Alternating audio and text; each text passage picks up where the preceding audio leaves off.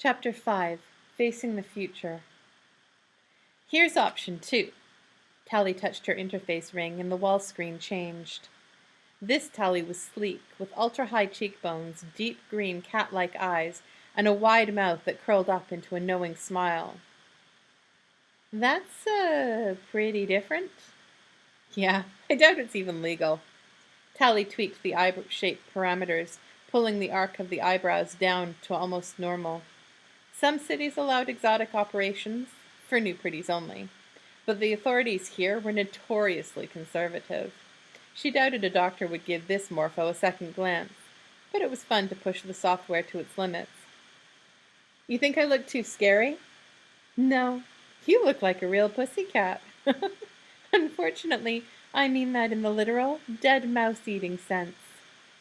Okay, moving right along. The next Tally was a much more standard morphological model, with almond-shaped brown eyes, straight black hair with long bangs, the dark lips set to maximum fullness. Pretty generic, Tally. Oh, come on. I worked on this one for a long time. I think I'd look great this way. There's a whole Cleopatra thing going on. You know, Shay said, I read that the real Cleopatra wasn't even that great looking. She seduced everyone with how clever she was. Yeah, right. And you've seen a picture of her? They didn't have cameras back then, Squint. Duh. So how do you know she was ugly? Because that's what historians wrote at the time. Tally shrugged. She was probably a classic pretty, and they didn't even know it. Back then, they had weird ideas about beauty. They didn't know about biology. Lucky them. Shay stared out the window. So, if you think all my faces are so crappy, why don't you show me some of yours? Tally cleared the wall screen and leaned back on the bed. I can't. You can dish it out, but you can't take it, huh? No, I mean I just can't. I never made one. Tally's jaw dropped. Everyone made morphos, even Little's too young for their facial structure to have set. It was a great waste of a day, figuring out all the different ways you could look when you finally became pretty. Not even one? Maybe when I was little, but my friends and I stopped doing that kind of stuff a long time ago. Well, Tally sat up. We should fix that right now. I'd rather go hoverboarding. Shay tugged anxiously under her shirt. Tally figured that Shay slept with her belly sensor on, hoverboarding in her dreams. Later, Shay. I can't believe you don't have a single morph. Please? It's stupid. The doctors pretty much do what they want, no matter what you tell them.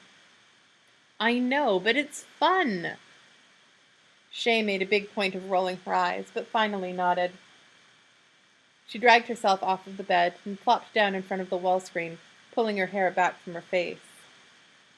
Tally snorted. So you have done this before? Like I said, when I was a littly. Sure.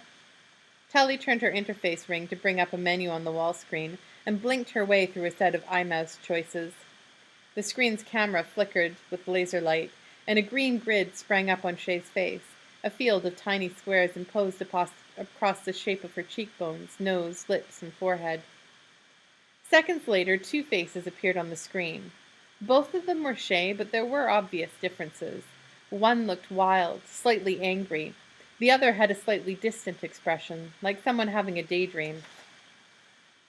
It's weird how that works, isn't it? Tally said. Like two different people. Shay nodded. Creepy. Ugly faces were always asymmetrical. Neither half looked exactly like the other. So the first thing the Morpho software did was take each side of your face and double it, like holding a mirror right down the middle, creating two examples of perfect symmetry. Already, both of the symmetrical Shays looked better than the original. So, Shay, which do you think is your good side? Why do I have to be symmetrical? I'd rather have a face with two different sides. Tally groaned. That's a sign of childhood stress. No one wants to look at that. Gee, I wouldn't want to look stressed. Shay snorted and pointed at the wilder-looking face. Okay, whatever. The right one's better, don't you think? I hate my right side. I always start with the left. Yeah, well, I happen to like my right side. Looks tougher. Okay, you're the boss. Tally blinked, and the right side face filled the screen. First, the basics. The software took over. The eyes gradually grew, reducing the size of the nose between them. Shay's cheekbones moved upward, and her lips became a tiny bit fuller. They were already almost pretty sized. Every blemish disappeared, her skin turning flawlessly smooth. The skull moved subtly under the features, the angle of her forehead tilting back, her chin becoming more defined, her jaw stronger. When it was done, Tally whistled. Wow, that's pretty good already. Great, Shay groaned. I totally look like every other new pretty in the world. Well, sure, we just got started. How about some hair on you? Tally blinked through menus quickly, picking a style at random. When the wall screen changed, Shay fell over on the floor in a fit of giggles. The high hairdo towered over her thin face like a dunce cap, the white blonde hair utterly incongruous with her olive skin. Tally could barely manage to speak through her own laughter. Okay, maybe not that. She flipped through more styles, settling on basic hair, dark and short. Let's get the face right first. She tweaked the eyebrows, making their arc more dramatic, and added roundness to the cheeks. Shay was still too skinny, even after the Morpho software had pulled her toward the average. And maybe a bit lighter? Tally took the shade of the skin closer to baseline. Hey, Squint, Shay said. Whose face is this, anyway? Just playing, Tally said. You want to take a shot? No, I want to go hoverboarding.